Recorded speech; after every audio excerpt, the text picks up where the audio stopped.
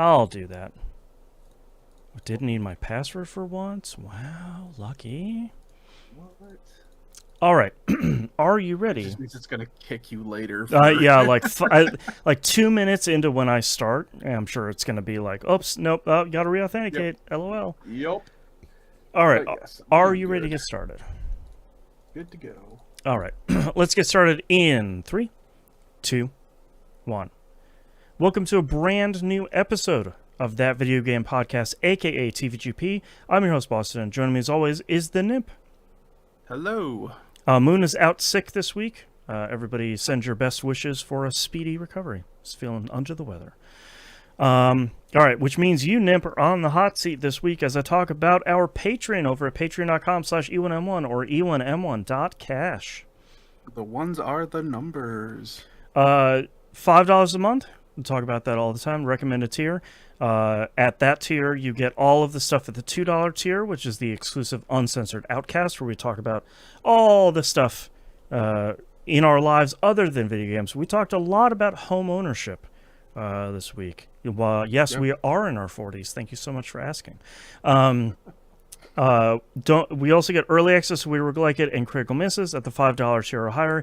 You get exclusive access to the Critical Misses production meeting and the Wayward Sons, the Supernatural TV show watchcast that Moon and Nimp are going through. All of that and more at e1m1.cash. The ones are numbers.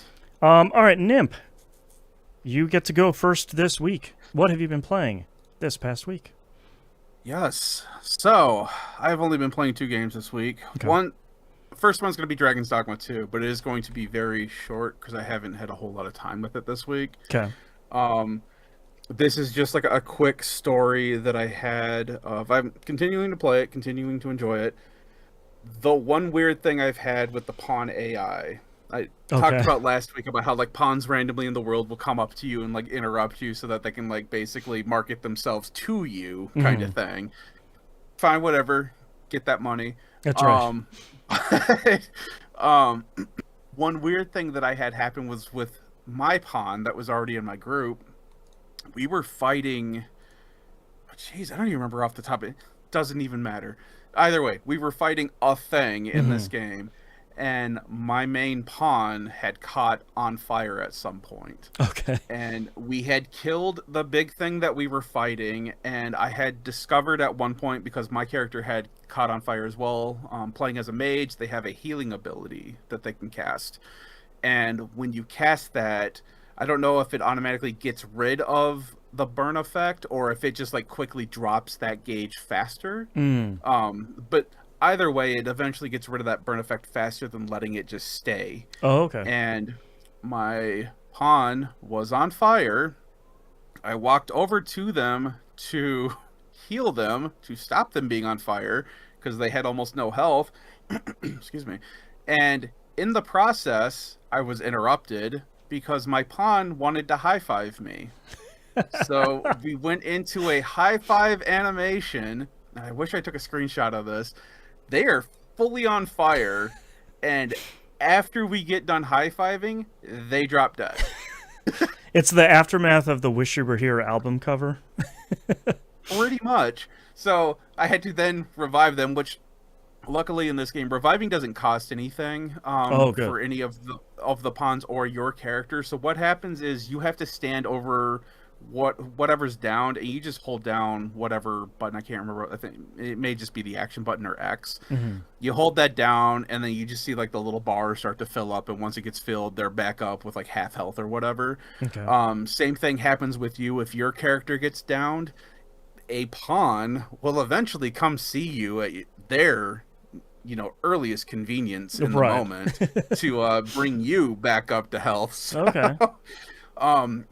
So that was interesting. I don't know why the game was just like, yeah, no, the high five needs to happen before you can heal your pawn. That's right. Whatever. That's wild. One other cool thing that I have noticed too is with the stamina, when your character runs out of stamina, one of the pawns in your party will run up to you and basically give you like a shoulder slap, and then all of a sudden you've got like a quarter of stamina back. He gives you like an attaboy. Yeah, and you can That's keep wild. like casting spells or whatever. So just some of the weird nuances that I've been finding with this game has been pretty fun and interesting. But unfortunately, all I've done is just like the general. I've killed a bunch of goblins. Nobody cares. So those Right. were just like the two highlights that I had for this week for Dragon's Dogma. Goodness. My next game has already started to become a bit of an obsession. Okay. Steam sale has hit. Everyone is fully aware. There's been a game called X4 Foundations that I have been watching for years. Okay. That has finally gone on sale to like $12. Apparently, it went on sale for like $4 last month.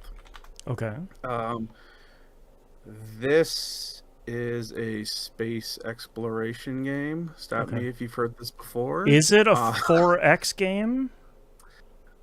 So I don't think so, Okay. but I am. So it is not an RTS. Okay. So in that vein, no. Okay. However,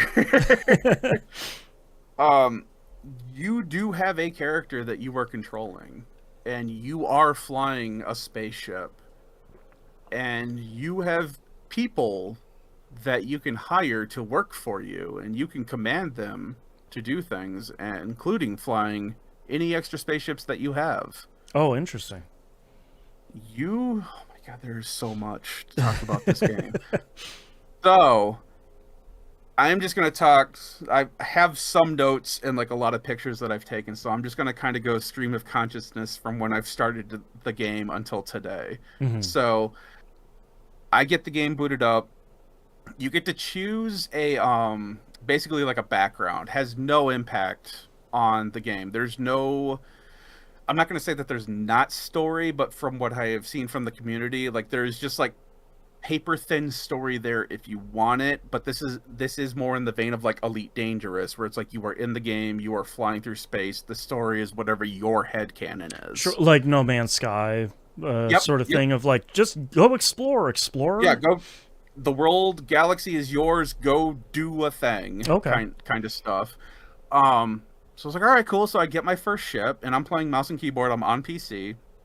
I believe this is available on consoles, but the reason I bought it on PC was because I had seen that there was a Star Wars mod that completely converts everything, interior and exterior, for the ships, and I'm like, that is going to be a one-day thing. Yep. But not today.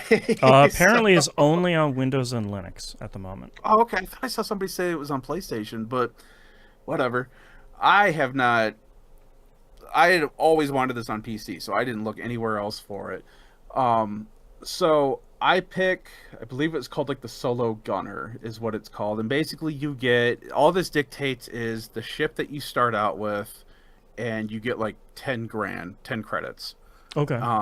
There was another one that I was kind of looking at. There was 4 of them that you can get for like the base game.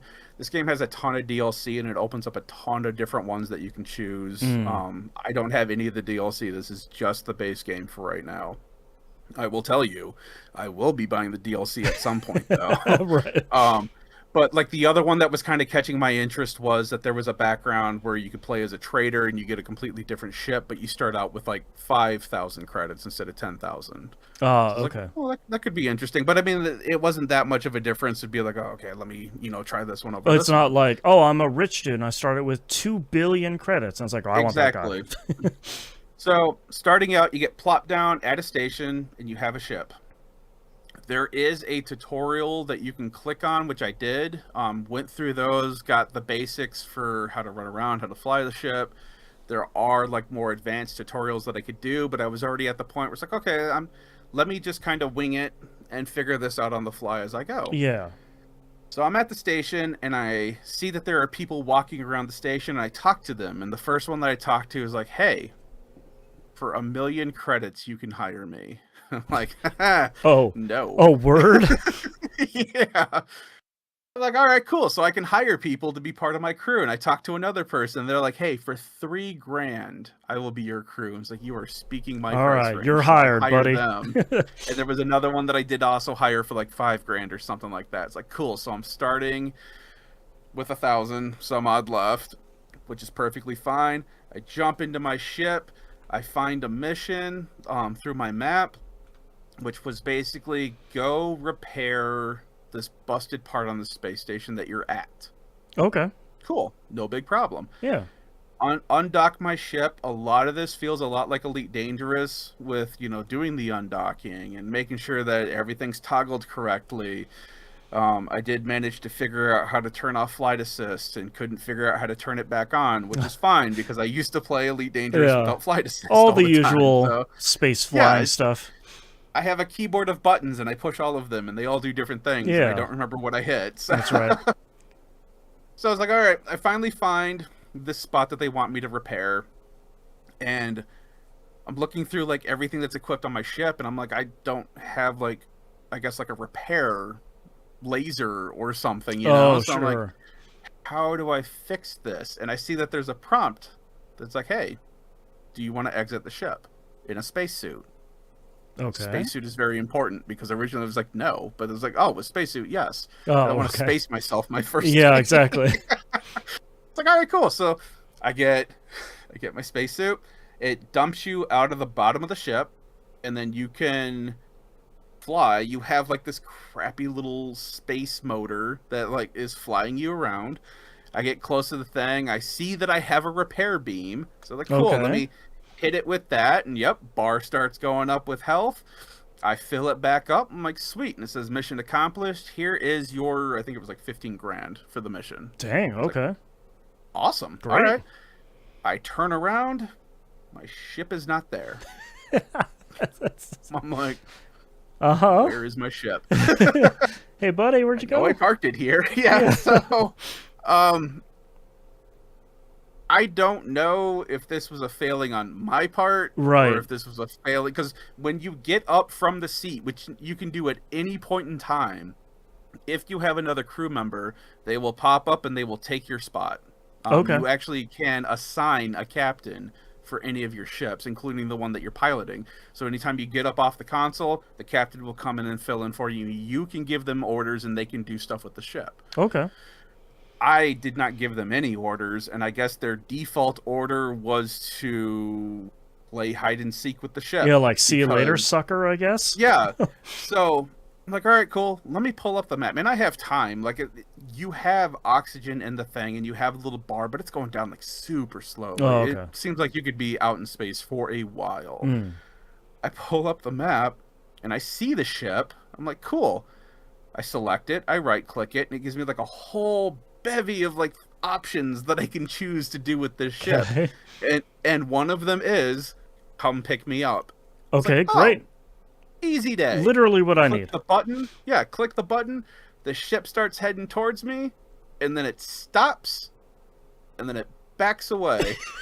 And I'm like, See you later, sucker. okay, what are we doing here? So then I'm like, all right, well, it's not that far away. Let me just fly to it on my little space scooter that I have on my Right. suit. As I get closer to it, the ship keeps backing away. We are keeping a constant 90 meters away from each other. And I'm your captain there's like, he keeps getting closer. yeah, and I'm like, what is going on with this? So at this point, something happens. I think the spaceship came under attack, Okay. and my ship got blown up. Incredible. And Okay. And because that's the only ship that I have, that's game over because I can't. Sure. I don't have enough oxygen to get back to the space station. I'm like, Uh-huh. all right, this tracks. The see you This- later sucker gambit didn't quite pay off. Yeah, this is what I was expecting from a space simulator. Exactly. So okay, round 2. Let's try this again. Clone is up and ready. Whatever we're doing here. Right. I do the same mission, and this time my ship is there. Okay. Awesome. Put the Off to a spaceship great e-brake start. on. Yep. I don't know how to get back into my ship.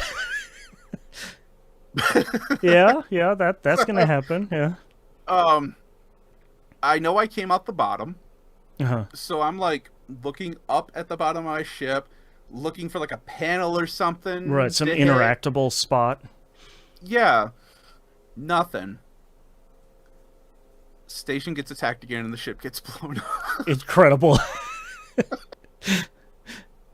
All all right, Okay. round 3. That's Let's right. figure this out. Third time's a Do the charm. mission. Do the mission again. Ship is still there when I get done. And it's like, all right, cool. Back to where we were at. I noticed, though, in the drop down menu that I have, that there is an option to request docking with your own ship. I'm like, Oh, you know what? weird.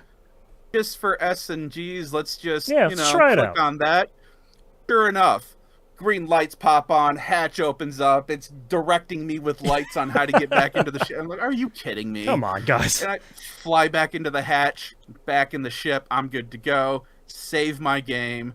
The station comes under attack. I thwart our ship getting blown up There this you time. go. So round 3 seems to be the track. That's right. So I was like, Making all right, progress. yeah, Oh my this is how god. I expected this game to go. Right.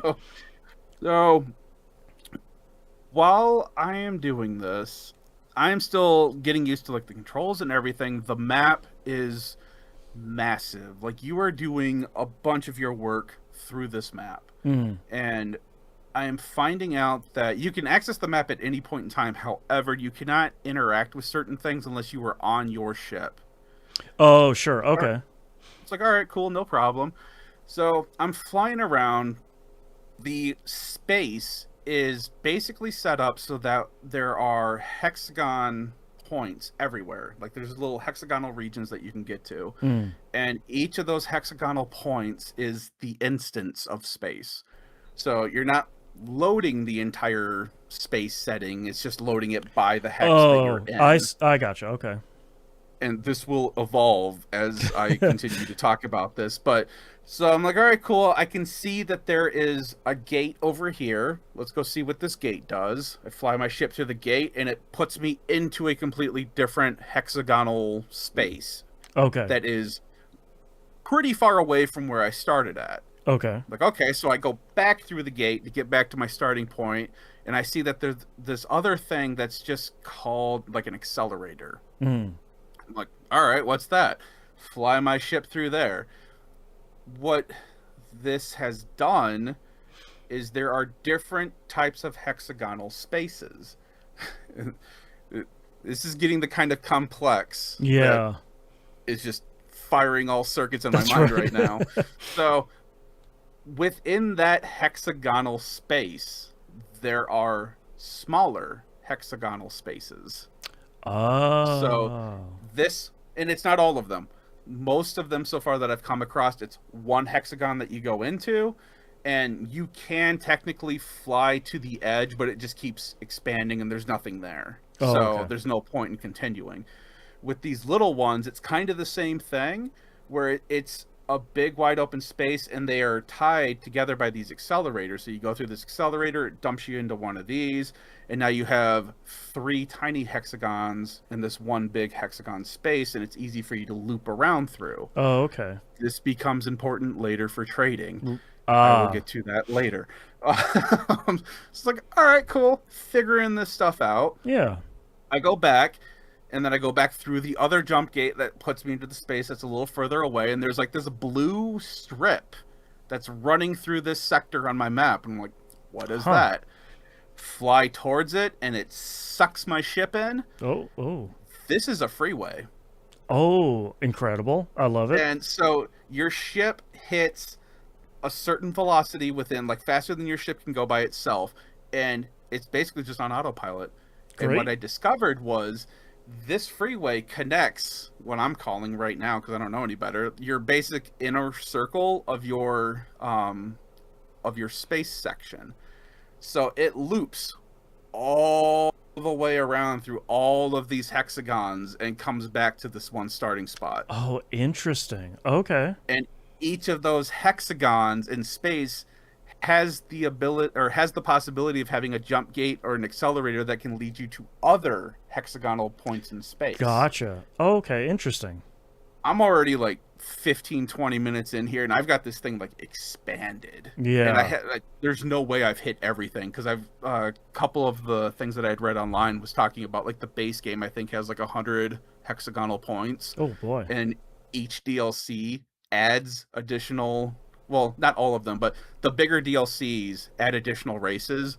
but all of the DLCs that you paid for also add additional hexagonal space points. Oh, wow. Depending on the size of the DLC, depends on how many more points of interest you get. So I'm like, all right, so already $12 in, Yeah, and I have more space game than I can wrap my mind around right now. exactly. As I'm flying around this freeway, I pull up my map, and there's like missions that are popping up as I'm going through all these little sectors, and I can pick up these missions as I go through them. Hmm. And some of them are very easy. It's like, hey, there's friend or foe mines over here. We need them blown up. Okay. Hey, if you go over here, there's like, we need you to repair a part of a space station or repair a satellite. If you go over here, we need you to scan a ship. Okay. And like, there's a wide variety of missions that you can do. But they're all kind of like straightforward ones for a Yeah, lot of it's like those. pretty much go here, do a thing, come back. Well, actually, a lot of times you don't even need to come back. They just pay you as soon as you complete the mission. Nice. The only times you have to come back is when you go to do like the loot box ones. Mm-hmm. And what these are is a ship has been blown up, but there's like a crate or something that's floating in space. They want you to get the contents of that crate. Okay. And once you have it, you just fly it back to whoever gave you the mission. Then you give them what was in there. They pay you out. This first one that I did for one of those loot boxes kind of got me motion sickness. Okay. Because it took a little bit to figure out. I had to save before I started doing this because I accidentally blew up the crate trying to figure out what to do. That happens. So what I do now is there is a lock on the box that is spinning in space. And I don't know if it's tied to the difficulty of the mission or not, but there is one where it's like that thing was end over end, like just constant. And I'm like, I can't do anything with this. Right. I flew my ship into it to stop it from spinning so hard, and it actually kind of worked. It still had a lot of momentum, and my shields absorbed a lot of that damage, but it was able to allow me to pop off that lock and grab the contents from it. Oh, okay. All right, cool, that worked. This other one that I did, I pull up, and it tells me it has 10 locks on it. I'm like, excuse me. I don't know if I can blow those up with my ship gun because my Right. ship gun is pretty big. So get out of the ship again and take my little EV suit over there, and I picked up at some point a like a hand laser or something. I have like a repair laser and a hand laser now, which is great because if I damage the crate with the hand laser sucks so bad that it barely does any damage. And if I happen to suck so bad that I do a ton of damage to the crate, I can just flip over to the repair laser and heal up the Great. crate Okay. and go back to knocking out the locks. Yeah. And that's what I did with that one. So it's like, it's very obvious. They're like these blinking red dots, lights that you just basically have to blow up. And once you do, they pop off. And then once you get them all, the container opens up. It's like, all right, cool. One less thing to worry about. The mission that you have up now, that's a data server base that's been underpowered.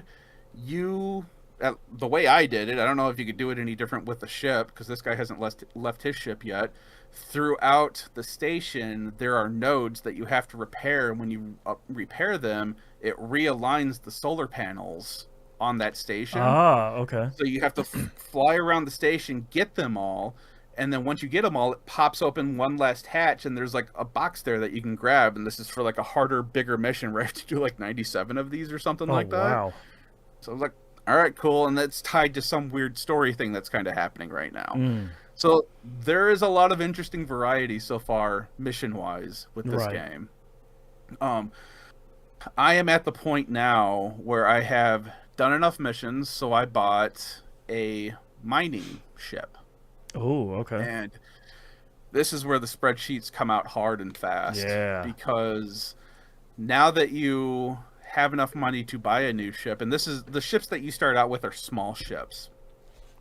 The mining ships are a medium-sized ship, and they are massive compared to your ship.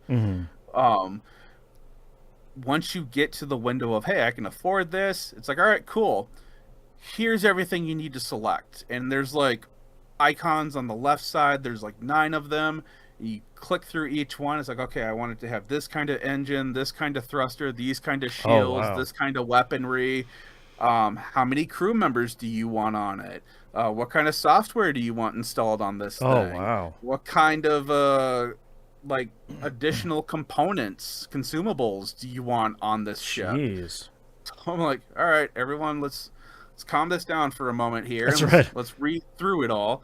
So everything that the ship requires will be in red. And there's usually nothing selected for that, and you have to go through and select it. Okay. Usually, obviously, the engine is very important, Right. unless you just want this to sit on a dock.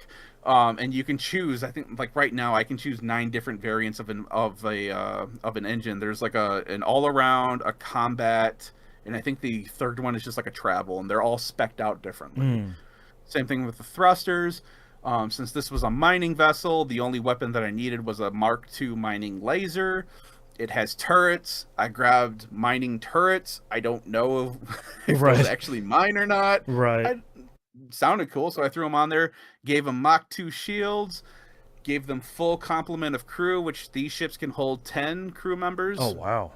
And what was the oh, and then for consumables, I don't have anything selected because it is a mining vessel. I'm not having it drop things, but like the consumables are things like just a regular satellite that feeds you information that you can drop anywhere, resource satellite, advanced node.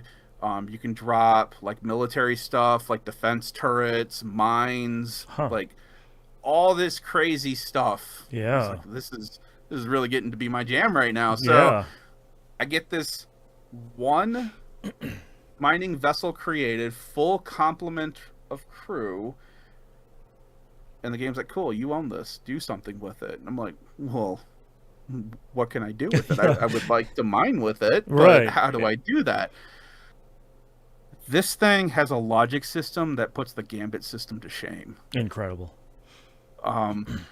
We are talking if-then scenarios. There are global versions, and there are local versions, and there are ship versions Oh, that can jeez. all be running at the same time. Yeah.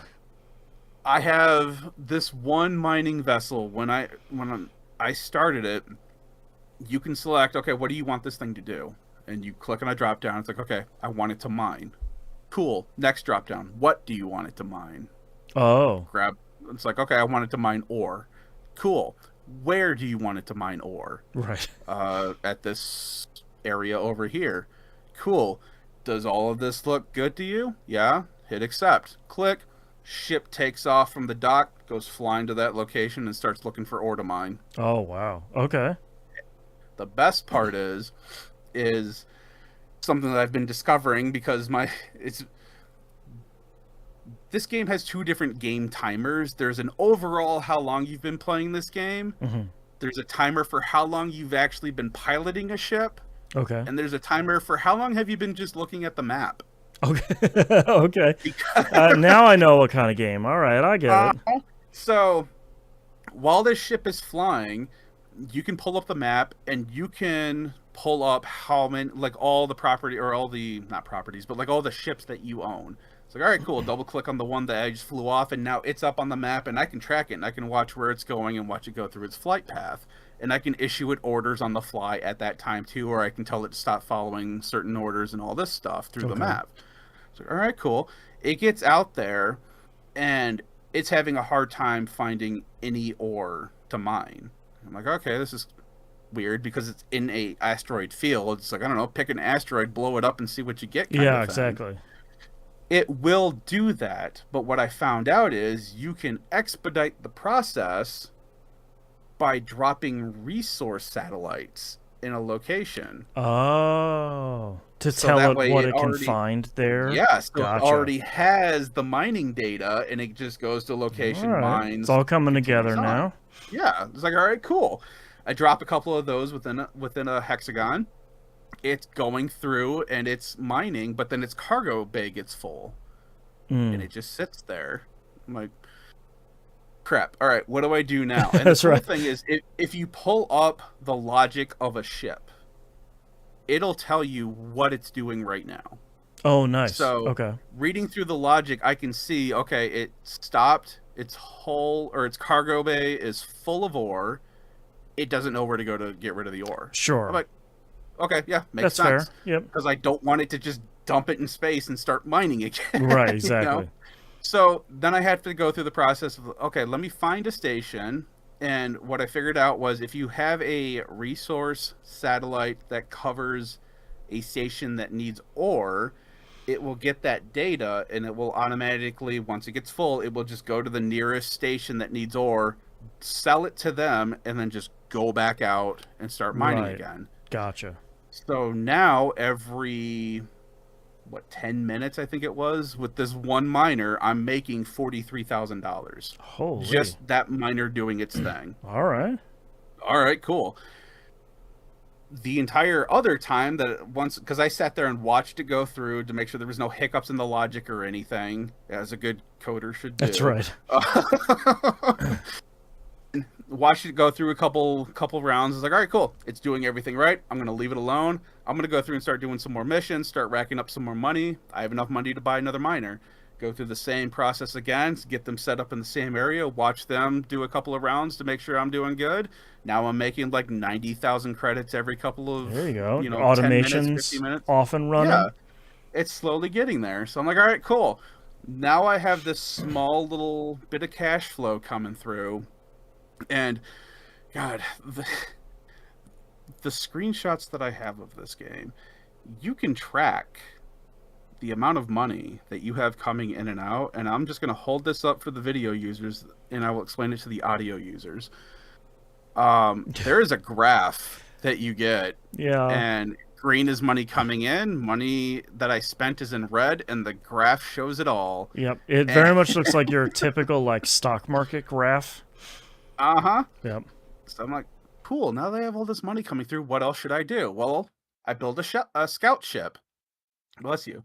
Thank you. Because going through and clearing the fog of war in each hexagon is a huge pain in the butt. Yeah. And there are scout ships that you can get, and you can crew them just like you do with the mining vessels. It's like, all right, let me get a scout ship out there. So I build one up. It has a crew of like 3 people, and I fill it up with resource nodes, and this thing can hold like 50 resource nodes by itself. Okay. Like, all right, I'm gonna have it go out to this one sector, and I think it's like explore or something like that, and it's supposed to go through, lift the fog of war and all that stuff, so that way you can see what stations and stuff are in that sector. The exploration thing sucks. Okay. It's supposed to just randomly fly around and clear the fog of war. It takes forever. So what I found out that you can do is you can order it to fly to a specific location anywhere on the map, and then you can just keep appending the order. So now I Okay. have my scout basically doing a spiral pattern around this hexagonal space to clear out all of the fog of war and to find all of Right. the points of interest within it. And I don't have to watch it. It just does it. Mm-hmm. And I, at the end, because there's also space pirates and stuff like that in this game, I have them dock. Like, as soon as it finds some sort of station, the last order that I give it is to dock and wait.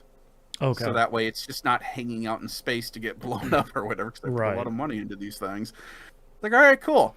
I have this thing running now. I've got my miners doing things. I'm starting to slowly gain money. What's the next thing that I'm going to do? Well, obviously, I'm going to expand my empire. Naturally, yeah. And I am now at the point where I have five or six mining vessels. Mm-hmm.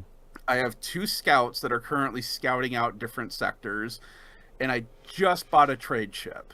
Ooh, which all right. is massive. Yeah. I'm not even in the large classes yet. This is all still medium Oh, stuff jeez. at the highest. This trader, I think, had like a crew of like 15 that you could fill it with. Wow. So I filled that thing up with 15 crew members, because with the crew, you can switch them between ships if you want. Oh, And okay. each crew member technically has a level. Okay. There are, did I take a picture of it? So there are, sorry, as I quickly dig through this, I don't know if I have one with, I do. So each crew member has a piloting, a morale, management, engineering, and boarding. Okay. And that is just for the I think they just call them like apprentice crew members. You can also get marine crew members. I Mm, have not messed with them yet. That is probably going to be further down the road because I yeah. don't know what I would use marines for besides possibly boarding other ships and taking them over. And I swear to God, if you can do that in this game, it's going to be awesome. Yep. But anyway, so as the crew continues to do stuff, there are 5 stars for each of those, let's just call them skills, Yeah. and that ever so slightly starts to fill up as they complete tasks. If they're with you in your ship when you complete tasks, their morale stars will start to fill up faster. And the morale is basically like an experience buff, Oh, where if okay. they have like 3 stars in morale, they will earn experience like 3 times faster than someone who doesn't have Oh, like one wow. star Oh, kind of okay. thing. All right, cool. This is really starting to dig its claws into me now. Uh-huh. So I have 77 crew members in my empire right now, Jeez. my little trading empire. Yeah.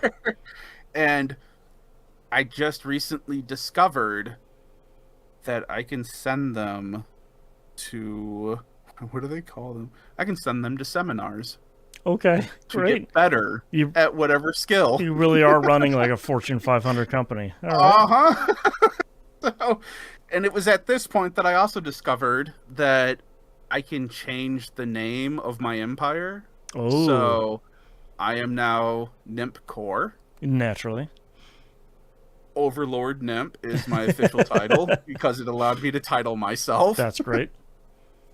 And I now have all these people that I am going through and figuring out what to do with them to get them to level up and stuff. So that's why I bought this transporter. Hmm. The idea, and this is still new to me, I'm doing this with very minimal FAQs. So Sure. there have been a lot of stumbles happening while trying to I mean, figure that's this half game the out. fun, though. Exactly.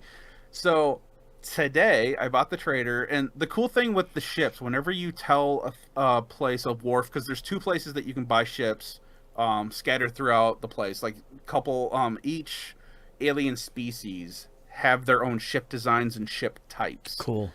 and they all interact differently. Just because you bought a medium-sized miner from a Terran does not mean it's going to be the same as this, this alien species that you bought it from. It may Hmm. have stronger shields, it may have faster engines, something different.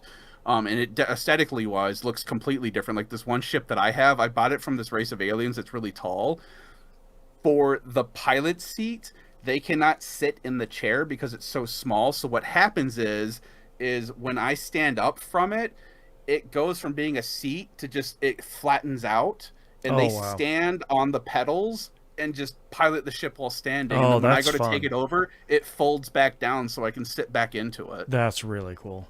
And it's really awesome. So these little bits of detail in this game. Yeah. Um, so figuring out the transport, it's like, all right, cool. I'm going to have this buy a bunch of silicone wafers from this one place because I see there's like you'll find stations everywhere that are building certain things. Some of them will do food, some of them will produce energy, some of them will make like electronics or weapons or different things, and they all need or want different things and will buy and sell different things. Hmm. So like, okay, I've come across a bunch of places that want to sell silicone wafers for like a lot of money. Hmm. Let me start a transport where I'll buy it over here directly from a silicone refinery and then pilot the transport across these like 3 different sectors to have it sell it at this I think it was just like a electronics refinement Okay. station. But for a And premium. oh yeah, it'll Right. tell you when you're tracking this in the ship. It will tell you, hey, you bought it here for this much because of market prices. You actually saved like 4% as opposed to what market value is for all these systems. And when you go to sell it, it'll tell you, hey, you're gonna make like 9 grand per thing that you sell, or you're gonna lose 9 grand if you sell Right. here per thing per Right. unit. Um, so you can sit there and play with that and check it out. It's like, all right, cool. This is getting there. But my problem is that the silicone refinement station that I sent a transport to buy wares from, I think it's what, 2 sectors away. It cannot figure out how to travel 2 sectors away to sell to these other 2 stations that want those silicone Oh, wafers. okay. And I'm like, okay, and I'm sitting here staring at it. I'm like, all right, is this a logic issue that I'm having with it? Like, did I potentially write the logic backwards for the buying and Mm, selling, so it's constantly looking for a seller when it doesn't even have the materials, or right. something like that? Or is it a possibility that the pilot of that ship doesn't have enough stars for piloting? Because I believe that factors into how far they can travel on their own, Oh, but I'm okay. not positive on that yet. Or is this a possibility of, with like the mining? Do I have to have a specific, like a trade satellite or something Right. posted somewhere, so that way they can see that there's a demand in this area for this, and then they would travel there? Mm-hmm. I don't know. Sure. I've just been manually going through and telling it, hey, go here and buy, and then once you've bought, go back and sell over here. Mm-hmm. And I'm trying to figure out if I can just manually keep that logic going, Yeah. or if there's some other way I can go about it for right now, and so I can figure out what the issue is now. But that's what I've been doing right now up until we started recording, is I'm trying to my wife was sitting here watching me. She's like, you're such a nerd. And it's like, I know, but I know, but these it's are so these are fun. my yeah, it's like, these are my trains, leave me alone. So that's what I was staring at while I was letting the rest of the stuff run in the background. Because I'm basically, at this point, I'm making like $2 million every hour, every 2 hours, something like Wow. that. So I'm slow, and that's like nothing still. Because like that barely allowed me to build this transporter that I just created. Creating this dropped me down to, I think, like 1,200 credits. Okay. Jeez. So, and that wasn't even like bells or whistles. This is just like, all right, you have a motor that gets it up off the deck, Yeah. and we have to all get out and push, so that way it gets a running start. Right. You gotta push kick that clutch to get it going. So, Right. uh, so yeah, this has just been fantastic. It is a lot to take in. Just looking at the map was like, I don't understand any of this. And now that I've sat here and played with it for, I think bought this like Thursday, and I'm already like 20 hours into this game. Okay. Um, and just me toying with it and with some of the logic is kind of is what's propelling me forward. But like, okay, now once I get this transport up and running, I should then have enough money to buy another transport. It's Yeah. like, okay, now that'll let me test. If I ever get this logic figured out, now that'll let me test, okay, is that logic correct? Or is it just working for some reason? Yeah. And now I have to like sit here and debug it to figure out, okay, why is the logic working in this area, but I can't get it to work in this area, kind of Exactly. thing. Welcome to IT That's troubleshooting. So right. anyway, Yeah. that is what I've been doing for the last couple of days, is just being knee deep in this game right now, Yeah. and it has been a total blast. So there is a ton of DLC that I've been playing with this, or that I'm wanting to play with this, that a lot of it is there are a couple like ship ones where it's like, for like $5, here's a bigger, cooler ship that you can have. Okay. And all ships have interiors of some sort. But there are bigger expansions that will provide you with a ship, an additional section of space to explore, an additional aliens for that sector, and all of their full complement of mods and ships that you can get. And I just found out today that you can mod ships, like actually go through and upgrade individual components and tinker with them. Oh, And I'm like, cool. I'm trying to figure out how to get a trade route to work. You Right. cannot tell me that I can sit here and spec out my trade ship to go mock Jesus Yeah, here. exactly. So that is my obsession. Man, that sounds X4 real cool. Foundations. Yeah, it is. It has been a trip, but now That's all I've been playing this week. So, Boston, what have you been up to? All right. I spent a bunch of time playing Stardew Valley this week. I did two separate streams. One of them was a Joja farm stream. I haven't really made a ton of progress on that one. That's kind of like I'm trying to find the crops that are going to give me the most money kind of on a repeating basis throughout the season. But I'm at the You're trying to figure out your logic too, huh? Yeah, exactly. But I'm at the beginning of the season, so like the snowball just started rolling downhill, and it hasn't gotten to the point where it's going to give me a bunch of money. Okay. So it's a lot of like building, building sprinklers and setting that up, and buying stuff, and like building scarecrows and all that stuff. It's really the kind of basic low level farm stuff. Where my the majority of my time this week came from was from my regular farm. For anyone that maybe hasn't been listening for super long or just started listening, I'm trying to get the platinum for Stardew Valley, the PS4 version. I have, I think it's 5 trophies left. One of them is the Joja farm. You do all of the improvements for Joja. One of them is to beat Journey the Prayer King without dying. I'll get to that at some point. One of them is to make 10 million gold on your farm. And then the last 2 ones are the ones that I've really been focusing on. And that is cook every recipe and craft every craftable item. And I hadn't really cooked anything, and I hadn't really crafted anything beyond the things that I kind of needed immediately on my farm. So I thought, all right, I've been squirreling away all of this cooking stuff and all of the crafting stuff, knowing that at the end game, I'll be doing these 2 trophies. So let's go through and let's just, with what I have on hand, let's just make as much as I can. So I spent a little bit of time shuffling stuff. I bought like 10 extra fridges, which I needed 2 of. But it was on a really good sale. It was like money. 3,500 a piece or something like that.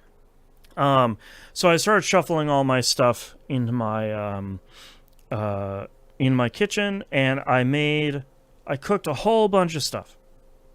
And I think I have maybe a handful left of dishes left that I need to do. And a lot of those are, okay, I didn't actually keep enough of this one crop. Like, I didn't keep enough rhubarb. I think I need like 2 or 3 of them, and I had 1. And it's like, okay, cool.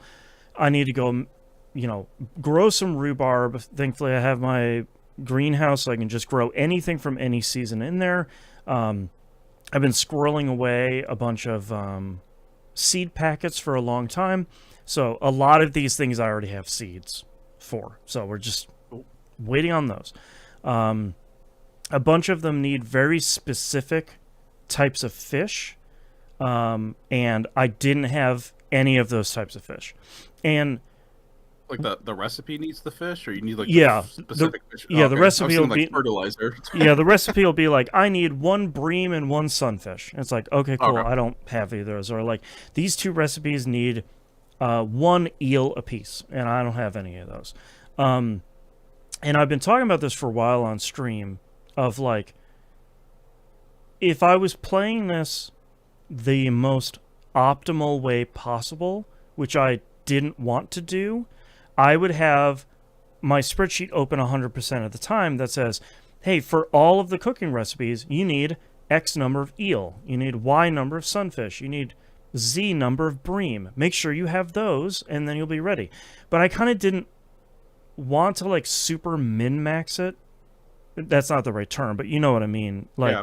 I didn't want to like suck the fun out of it that early on, because I knew I would still have fun playing catch up later.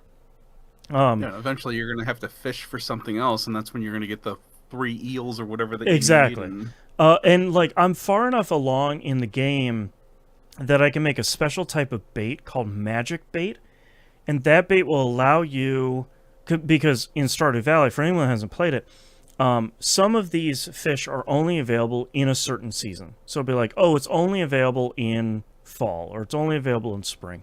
And some of them are like, oh, it's only available in summer in this one area, but only when it's raining. That sort of specific thing. What Magic Bait can do is you have a chance by using that bait to fish up anything for any weather type or season or whatever when you cast it in that specific body of water. So like if I go to the ocean, that has different fish than the lake, that has different fish than the river. But if I need an eel, and let's say you can only catch it in summer and it's fall, instead of waiting for 3 more seasons to come around, I can just cast into the ocean with my magic bait and potentially catch anything from any season. So that's like a super, super late game thing. But because I need to craft everything, I have the crafting recipe for that, and I've crafted some. And they're not terrible to craft, but it's expensive enough that you're not just going to use it for like everyday bait. So I still have a handful of, I don't remember exactly how many. I have a handful of recipes I don't have yet. And some of them are, oh, you need to get to 7 hearts of friendship with this person and they'll mail you the recipe. Or you need to finish this request from a person in the town and they'll mail you the recipe. That sort of thing. So a lot of those I'll just start working. And then on the crafting side, I went through and I crafted everything I had. I was only missing a couple of them, which I was pleasantly surprised by. I went through and crafted all of the stuff that I could, and when I went to go check my progress, on Ginger Island, there's like a hidden door where Mr. Key is there, and he has a perfection tracker in there, and that'll break down like what percentage of the Monster Slayer goals have you done? What's the percentage of things you've cooked? What's the percentage of people you're best friends with and things like that? So when I went to go check that for the crafting one, I'm already at 93%. Without having to super worry about where everything is. So really happy with the progress on both of those. I haven't gone back to look at the cooking progress, but it's probably fairly similar. So it's one of those things of like, all right, I had collected and gathered enough stuff that I am in a way better position than I expected I would be in. I thought I'd go through, like, cook everything I have, and the game would be like, yep, 25%. Like, oh, okay, that's a lot more work than I thought. So I'm feeling pretty good about my overall progress. I feel like I have a game plan for all of the rest of these, except for the 10 million gold trophy. That's just kind of like, you just got to keep making money. I'm at, I think, just shy of 2 million. I think I'm at like 1.9 something million by the time that I had finished up. So like, I'm a fifth of the way there. So, I'm still making a lot of progress, but like I have assumed, that's probably going to be the last one that I get. It's just like, you need to make just a ton of money. So that's not too surprising. But I am still having fun. I feel like I'm pretty ready to be done with this, but not in the negative way of like, I'm not like, oh my God, I'm just kind of like, I'm going to crawl my way across the finish line. But it's a lot of like, all right, I've been playing this. I think I released my 34th episode of this, and these are either 2 or 3 hours a piece. So like, I've been playing a lot of Stardew Valley, a game I genuinely love still, but like I feel like I'm kind of ready to keep moving on to the next thing here. So that made me feel better that my progress on cooking, crafting is so far along. So the finish line is closer than I thought, instead of like you did all that cooking and you're nowhere near where you need to be, and you're missing a ton of recipes. It's like, I'm glad that it's not the case for that. So, but yes, Stardew Valley keeps clipping along. Oh, you're muted, I think. Sorry. Are you gonna keep recording until you platinum? Yes. Yeah. I've been doing all of it on stream, and it's all on YouTube, janston.com. So like all of it, I'm like committed to do the whole thing on stream, because like I really don't want to run into that thing you run into with like YouTubers or streamers every once in a while, where they're like, oh, I just fired it up the other day and like I saw the rarest thing in the game happen, LOL, and I wasn't recording. It's like, I get why that happens. I don't want that to be a thing for me. So, Yep. plus it's like, it's fun to have like, here's a 3.5 hour video of someone just playing the most relaxing game on stream, and it's on YouTube. There you go, enjoy. So that's kind of fun. Plus, it's got some nice music for the background. It really does. Yeah. Yeah. All right, so Stardew Valley continues to clip along. On the absolute other end of the spectrum, Marathon, the definitely not the most relaxing game on the planet. So two big things happened this week. They released two brand new things here. One is ranked mode, which I was very curious to see how that was going to work, because I'm not entirely sure I could have figured out what they were going to do with the ranked mode. And I think Jeff Gersman put it the best this week, is it's essentially supermarket sweep. It's really like you buy this thing called a holo tag, and you go in, and it's you and a bunch of other 3-person teams. And you're essentially trying to see who can extract with the most total value of loot across the match. And okay. You get more ranked points, essentially the more value you extract with.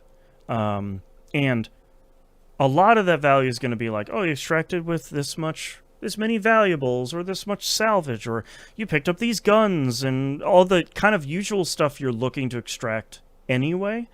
But what it also turns out to be is that you can loot other players' holo tags off of them, including the value of that holo tag that they use to ante up to get into the ranked match.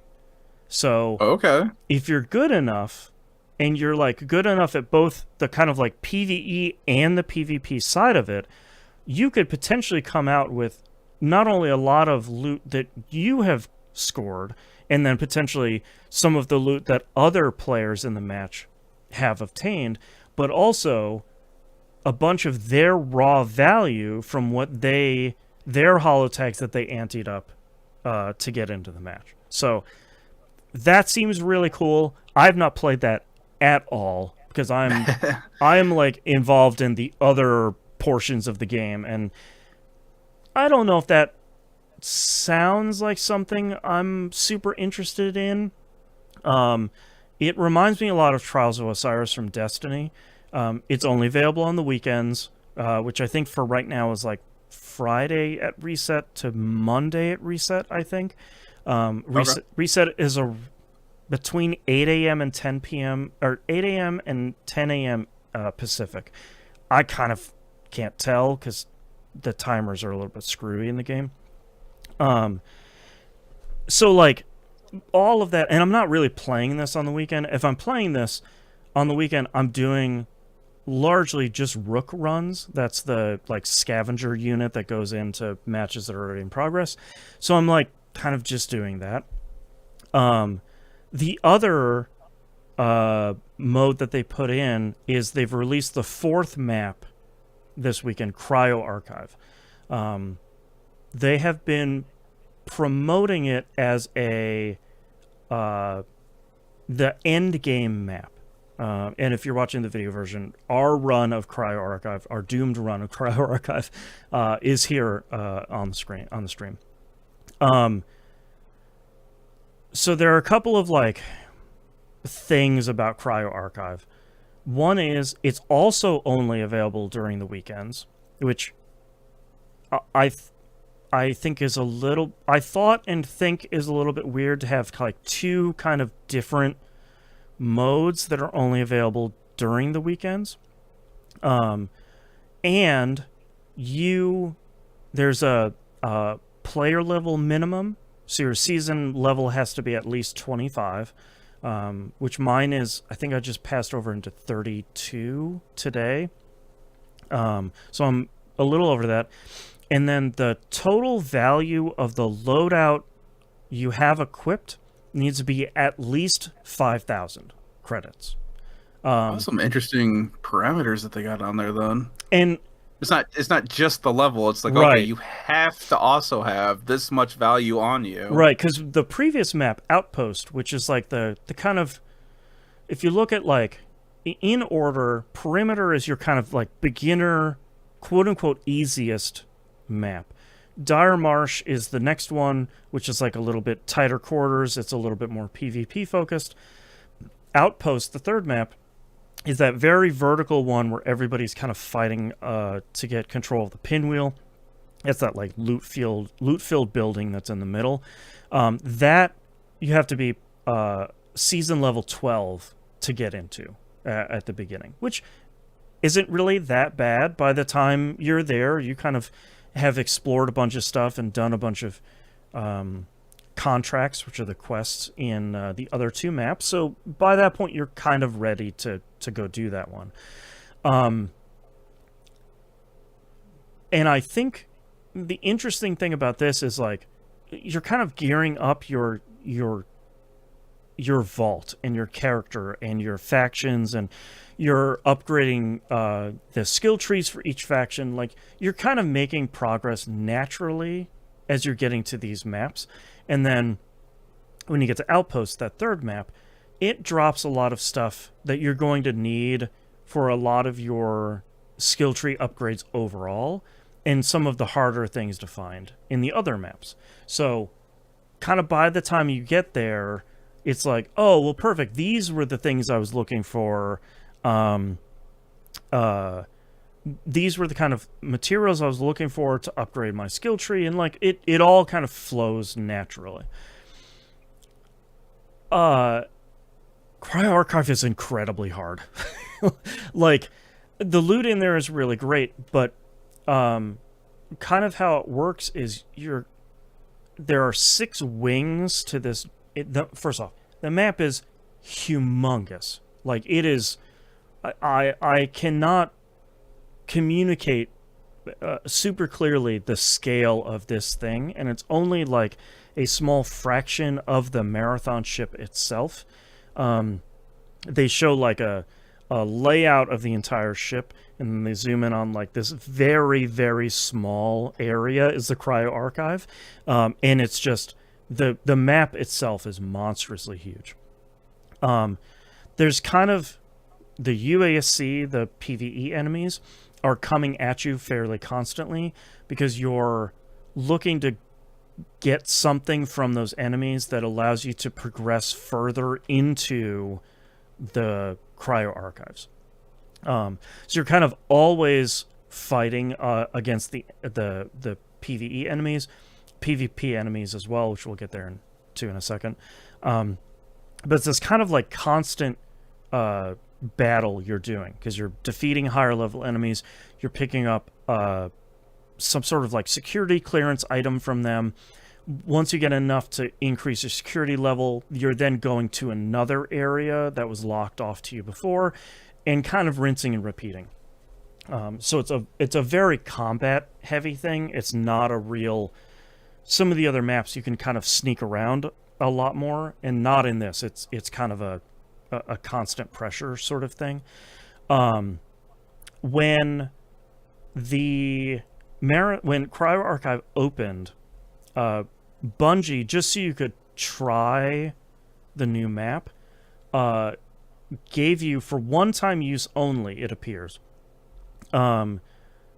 gave you a sponsored kit that would have enough value to get you into the cryo archive once.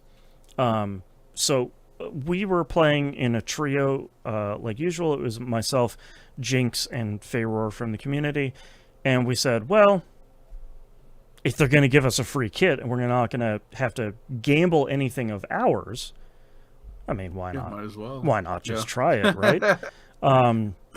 We did just a taste. Yeah, exactly. We did really well. Going in completely blind, I think we figured out a bunch of mechanics from the encounter. I won't get too deep into it. It's like I don't want to get too into the weeds on it.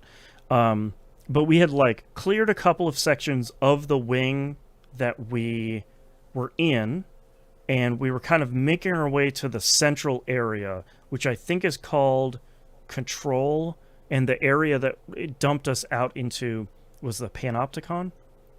But what I think we were expecting correctly, and still got sort of surprised by, was all the other teams were doing the same thing too, and their wings dumped them into Control.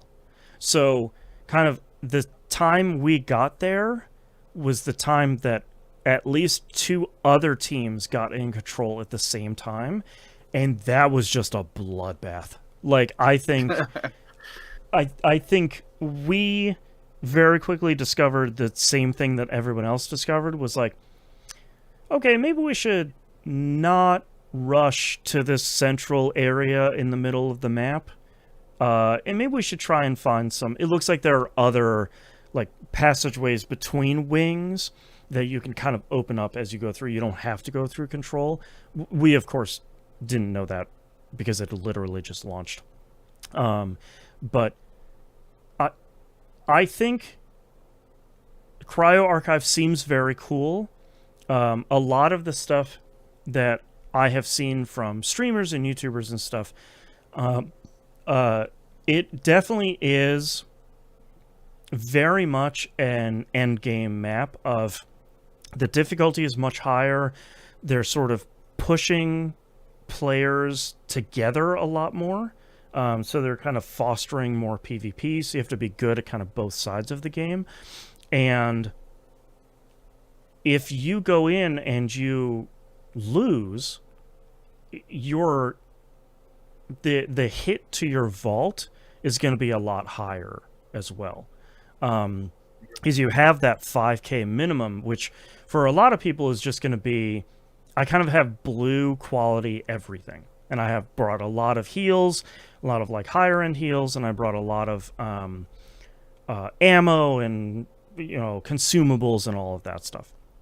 And I think the thing that is making a lot of sense, and the thing that Bungie came out and was talking a lot about after the Cryo Archive launched, was the reason we have it available on the weekends is if you go in and you just like keep running into a brick wall time and time and time again, you and everybody else that went into Cryo Archive can take the whole rest of the week to gear back up. And then once that comes back around during the weekend, then you can kind of go in there and try and get the good loot, fight that big boss from the trailers, you know, do all of the kind of stuff over there. Bungie released something sensibly? Yeah, well, and they are getting some pushback. And I think it's fair, because a lot of people are saying, well, I work at a job, or I work in the service industry or wherever, that I work during the weekend. So there's like every single weekend. So there really isn't an opportunity for me to run this kind of no matter what. And to Bungie's credit, especially to Joe Ziegler, who's the director of Bungie, he came over from Apex Legends. He's been very quick to communicate and very quick to say, okay, we've heard you guys. Here, as a summary, here are the the pain points that you're communicating. Here are the things we're going to work on. Here are the things we're going to look at. We don't have a timeline for it, but we do hear you, and we are going to address these things kind of short term and long term. Yeah. And he said, like, we might be able to play with some weeks ranked might happen during the week, and some weeks it might not, and some weeks cryo archive might happen during the week, and some weeks it might not, or try to play around with the timing and the scheduling and stuff like that, which I think is really great. And normally, coming from Bungie, as someone who played Destiny 1 and 2 for a really long time, it has felt, I don't want to be overly cruel to Bungie here, but for the longest time, the we're listening thing has been a meme, and not for a good reason. It's been a lot of like, we're listening, and that has sort of felt like, that's where where my concerns kind of go to die. Of like, oh, of course we're listening. Of course your feedback is important, and it's just like gets tossed in the trash can. Just put your complaints in this HR box. Yeah, and exactly. Somebody will eventually get to you. Yeah, it just falls out the bottom right into the shredder. Like, Yep.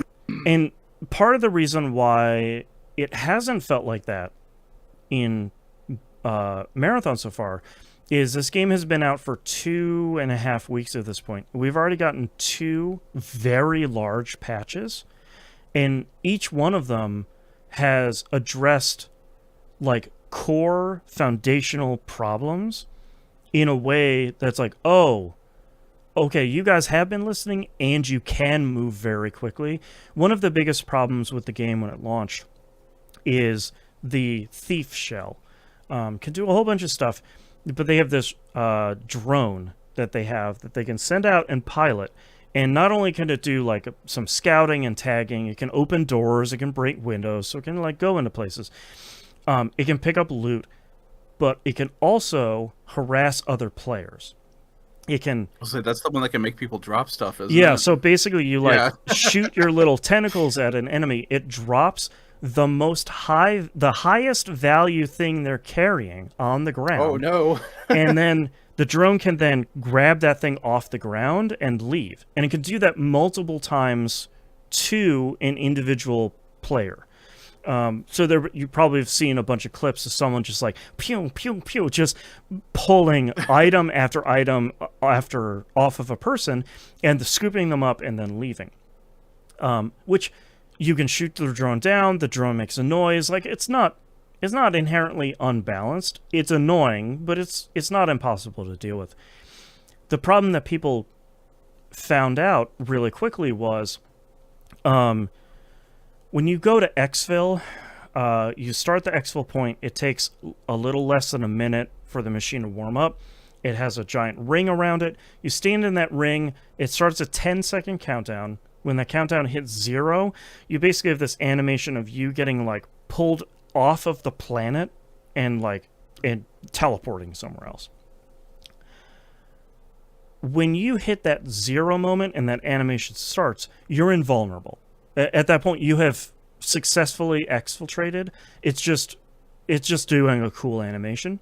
Enemies can't attack you, anything like that. Except, they've thankfully fixed this by this point, the thief's drone could pull items off of you while you were doing that exfiltration animation, while you couldn't do anything. And everyone's like, come on, man. Like, that's not cool. Like, I can't... There's no counter to that. So that feels like an exploit. Bungie patched it within a couple of days. And they're like, okay, that's no longer a thing. It's like, okay, cool. They patched the audio range, like the gunfire range that they increased the previous week. So like, it feels very different from a lot of the other stuff we've been dealing with for Destiny over the last while of like, we're listening, but something about the game or the servers or whatever means that we can move much more quickly than they've been able to before. So that feels really great. One thing they did move a lot faster than I thought they were going to was the duos queue. It's in beta in the game right now. It's they were able to like hack in a duos queue, and it's essentially like you have your list of maps there, and they're testing it on perimeter right now. There's a listing for perimeters or perimeter, and there's a listing for perimeter duo. And you go in there, and it's duo teams of two only fighting against teams of two, but only on that map. And they were like, look, we're going to try it for a couple of weeks.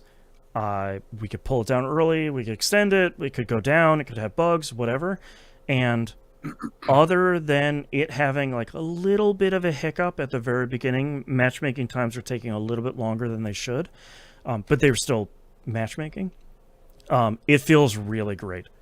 And just like how it was successful over in Arc Raiders, it feels very successful here of like you can have anybody from 1 to 3 and you can get in there and you can do a run. So like a lot of times it's just me and one other person that can play Marathon, and you had two options before.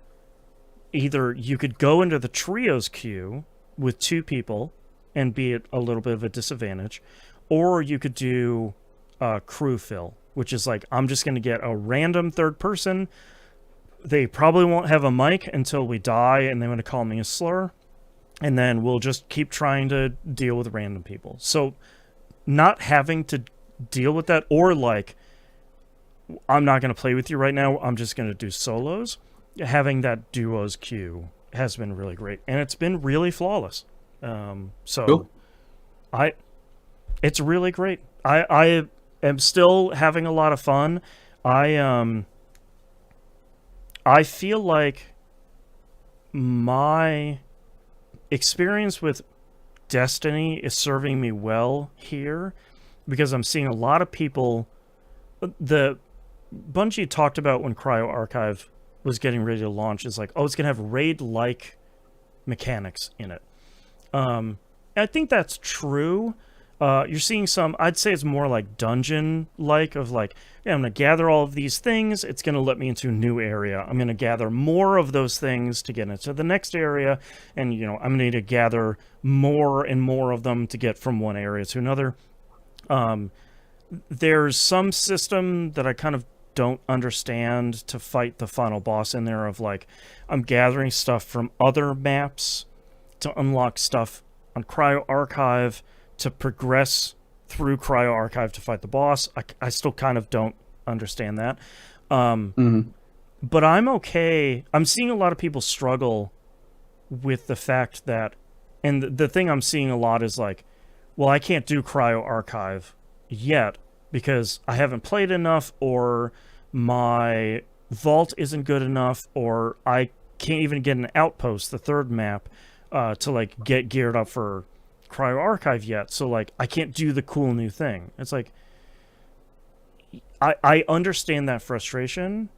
A little bit more of a frustrating thing has been seeing people say like, well, I paid $40 for this game and I can't even play the whole game. It's like, well, You're good. Yeah, well, there's also an element of like, you can't play that game because the maps progress. It's not just I'm playing a map that looks different than the other ones. It's like, well, no, these maps get harder and harder and harder as you go through. So like, I'm not playing on Outpost every single run because maybe I'm having a bad string of runs and I just have nothing available to me that's going to get me on Outpost. I'm going to play the other maps to get some good stuff to get back into a better position to run that map.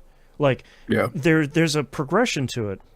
And I can understand the frustration of my playtime has been low, or my vault is not looking good, or I don't feel like I'm skilled enough to run into this new map, and that feels frustrating. And I understand that, but like, it's it is an endgame map for a reason. So like you do need to, like I don't have the gear. Like I have a full vault. It's not full of stuff that's really great. So getting that 5,000 credit loadout to get into the cryo archive is hard, because I'm not at the point where I'm like running outposts regularly to get a bunch of purple stuff to go try the cryo archive a bunch. So like Yeah. I'm in the same position of I'm not end game ready, which feels strange for an extraction shooter, but like that's the position we're in at the moment of like I'm not ready for the new map. And that's okay. Like I will get there at some point or I won't. Like I haven't done every Destiny 2 raid even though I was raid ready for most of those things. And that's okay. I'm still having a lot of fun playing Marathon on the maps that I'm playing on, even if I can't play the new map, either because it's not available during the week, which is a separate problem, or like I'm not geared enough to do that, which is okay. Like I get the frustration, Yeah. but like again, this game's only been out 2 weeks. Like not being ready to run the new end game thing is totally reasonable, and I think there's a part of it that's like I can sometimes fall in the same boat of like, well, I'm seeing all these streamers with all this purple gear just rocking and rolling in Cryo Archive. And it's like, yeah, but then you have to think they're playing 12 to 14 hours a day as their job. So of course they're ready for this thing because they played 100 more hours than I have. And PS5 says I've played like 40 hours. They've played 100 more hours than I have. Of course they're ready to do the end game thing. Like they're completely loaded for this place. So like, And they're super annoying about it. Do you want to be super annoying about it? I do not want to be super annoying about it. So like it's okay. Like I'll probably get there at some point, and that's okay. Like I'm more than happy to take the slow road there, and because playing Marathon, fortunately and unfortunately, is not my job. But like I'm not super stressed about it because I'll either get there or I don't. And that's fine because I'm just having fun playing Marathon. If I play on the 3 maps we have available now, that's great. I haven't even completed all the contracts, all the like main story contracts for all the factions yet. I'm just having fun. I'm just living my life in Marathon. Like, so it's been interesting. I think there's like a little bit of like dissonance there between like, oh, this new map opened, I should be able to run it. It's like, well, if it was just a new map, yeah, but it's kind of this whole other experience kind of wrapped up in a whole different thing. So, I mean, that kind of harkens back to like the raids for Destiny again, though. Yeah. Where it was like, okay, cool, the Crota raid just opened up, and you've got like the teams that are trying to be the first to beat it in the world, and it still took them like what, a day or two to finally get through it. Well, yeah. Meanwhile, the rest of us are like, hey, we have Friday night to give it a good go and see where we and get. That's a good comparison because it does feel a lot like the like first 48 hours, the contest mode of Destiny raids, where it's like it's considerably harder. It's meant for like the best of the best teams from like a communication and a skill and a gear standpoint. The raid for the rest of us will open up after, you know, those 48 hours, and then, you know, the kind of average Joes like us, then we can start kind of hitting ourselves against the brick wall there and seeing if we can win. And like that's okay. It just feels like a thing of like, well, this isn't how extraction shooters work. It's like, I know, but like, I think we're looking to like, I think Bungie was looking to kind of like push the genre a little bit forward a little bit. Yeah. So, but yeah, it's great. I'm having a lot of fun. I'm playing it on stream and off stream, and it's kind of, it's really the only thing that I want to play right now, and it's really the only thing that I'm thinking about constantly. And I feel like it's been a while since I've had a game like that, especially one that's kind of like big enough like this. So it's kind of refreshing to be in that position again of like, okay, yeah, what am I going to play? Well, obviously it's going to be this one game, which has been really nice. But that's all I've been playing this week. Real quick, so I can get out of this room that is incredibly hot. Let's talk about our releases for the week of March 23rd, 2026. Decidium Duellum Final Fantasy comes out on iOS and Android. This is the new Dissidia game. I think the last time we saw that was the PSP ones, other than like remasters and stuff.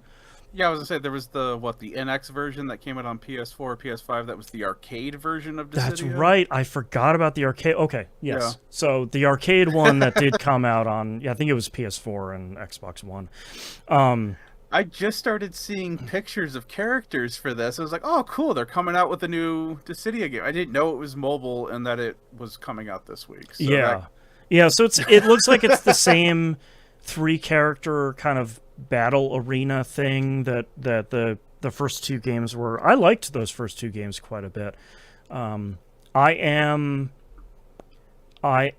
honestly fairly concerned about the health of this game overall. I have had strong opinions about people being hand-wringingly concerned about Marathon, but I feel like a Square Enix mobile game, there's sort of an ounce of caution to be had here, because Square Enix is sort of like, oh, well, it's not the biggest thing on the planet. I guess we're shutting it down after 2.5 months. And it's like, oh, okay. Yeah. Cool, great. That's, I guess, never mind me for getting involved in this game that I liked. So I hope Square Enix isn't going to be Square Enix this time, because I think it looks cool, but I am a little worried that it is mobile only and there's no PC version yet, at least. So I'm hoping for the best. Fingers crossed. Next up is Absalom. Coming out on series consoles. This is Game Pass day and date.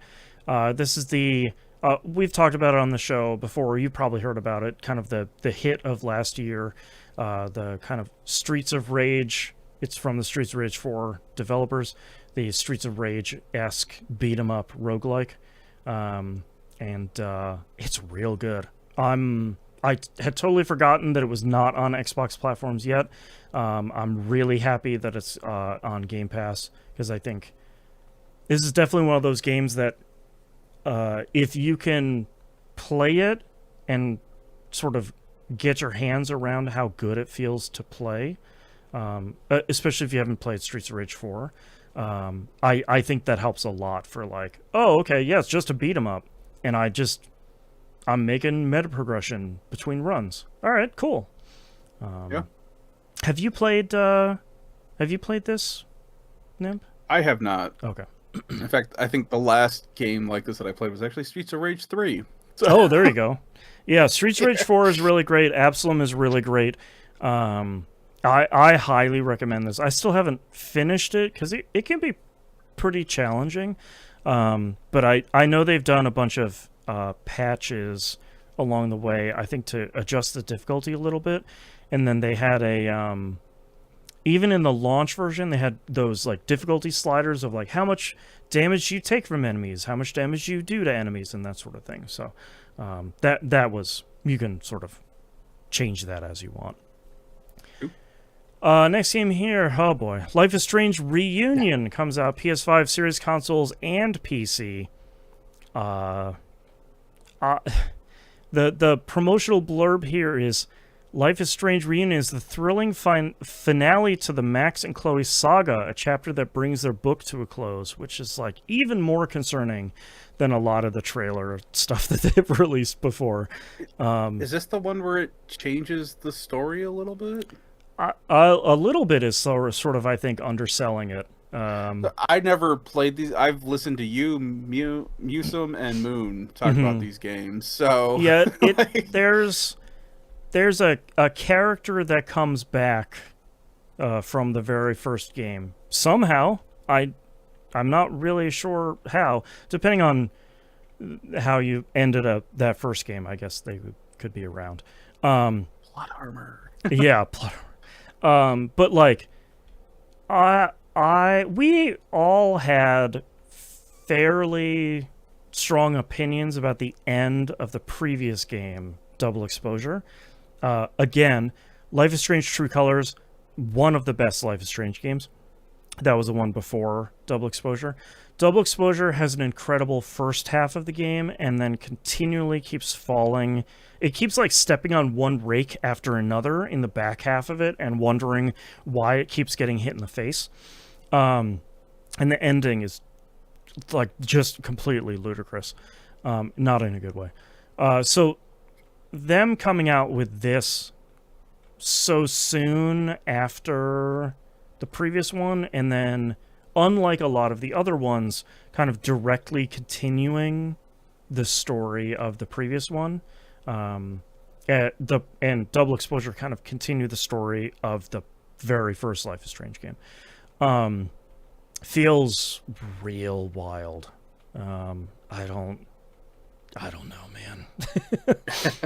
We'll find out, but it's the first time a new Life is Strange game is getting released that I'm kind of wary of and kind of concerned by, which I think is not necessarily the position your like diehard fans want to be in.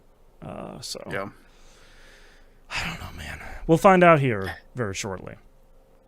All right, next game here is the very shortly titled Super Mario Bros. Wonder Nintendo Switch 2 Edition plus Meetup in Bellabelle Park, coming out for, you guessed it, the Switch 2.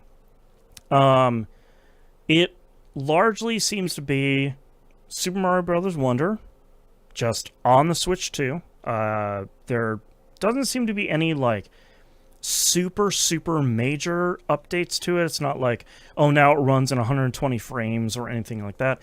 It's just kind of the base game. It seems to have more characters, seems to have a couple more little events here and there, but I don't think it's like it's one of those things of like, if you've played this already, I don't think it's foundationally different enough that you need to go play it again. The Bellabelle Park stuff seems to be a like multiplayer minigame hub sort of thing, which doesn't seem to be the thing that I'm interested in, to be pretty blunt about it.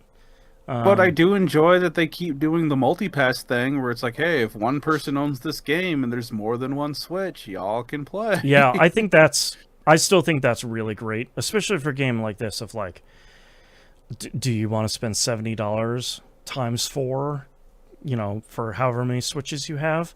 The answer to that is always no. But like, it seems cool. I just, they're really like trying to sell the multiplayer stuff of this and like the co-op features of the game, which to me is not what I'm coming to Mario for. For me, Mario is like, I'm going to play this as a single player game and I'm going to beat everything out of all of these stages. And that'll be how I'm going to attack this game. So, I think if you have especially kids that want to play it, I think the co-op stuff is really good. But like, that's not something my kid has ever really been super interested in. So, I don't know. We'll see. Next up is Marvel Maximum Collection, coming out on PS5, Series Console, Switch, and PC. Maximum is a capital X here. It is a limited run games is putting it out, and it is a collection of X-Men and X-Men adjacent games. So it's the arcade game, which again, an all-timer for sure. Spider-Man and X-Men Arcade's Revenge, Captain America and the Avengers, Spider-Man and Venom Maximum Carnage, Venom and Spider-Man Separation Anxiety, and Silver Surfer. And it's a limited run game, so it has all the like display options and save states and the rewind stuff, and it has like a lot of these versions of the game. It'll have the like 8-bit one, the 16-bit one, the Game Boy one, the all the kind of different versions you would want to have on here. So, I played these Spider-Man games all the time. yeah, a lot of these games are really good in here, and it's really nice to see. I'm going to assume limited run games. You can say a lot about the company overall, but I feel like a lot of their releases so far have been pretty solid. So it's really nice to see the arcade game getting like a really, hopefully solid, good home release, which I think is really great. Also, kind of surprised. I feel like we're starting to maybe see a bit of a sea change here. I'm really surprised this one isn't coming out on at least PS4, if not Xbox One. This definitely feels like a game that, like, I'm glad it's coming out on the Switch 1 and not the Switch 2. That would have made even less sense, but kind of surprising to see a collection game like this that isn't coming out on the previous gen of consoles, where I think it could still potentially do really well.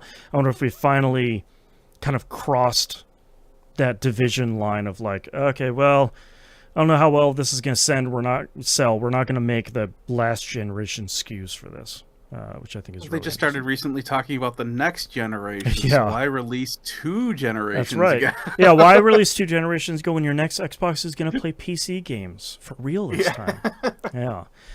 Last game we have here, and this is another collection as well. Mega Man Star Force Legacy Collection comes out. PS4, PS5, Xbox One, Series Consoles, Switch, and PC. This is a collection of 7 games. It looks like it includes Star Force 1, 2, and 3, but all of the variations of it. Because a lot of these games are like, we put out this one game, but there's 3 versions. It's a lot like the Pokemon games. It's like, oh, here's the second game, and it has 2 versions, and that sort of thing. So it kind of collects all 7 of the different versions across these 3 games in here. I never played any of these, or the kind of Game Boy Advance ones. Did you ever get around to playing any of these? I didn't, just because when I found out what these were, they were already non-existent physically. So I would love to. It was this one, and they just released last year, that the other version of the Mega Man, what was it, NT or whatever? Yeah. Or was like the more RPG right kind, like tactics one. Yeah. Yeah, and I've heard that those are really good too. I feel like Capcom and Konami's collections over like the last year or two have all been sort of like, oh, okay, these are pretty good actually, especially those Castlevania Game Boy Advance and DS collections. We're like, oh, dang, okay, yeah, you guys, all right, you kind of figured that out, all right. So I also never checked these out, but I always kind of wanted to, but I feel like I was in the same position you were, of like these kind of like strategy grid-based RPG sort of things.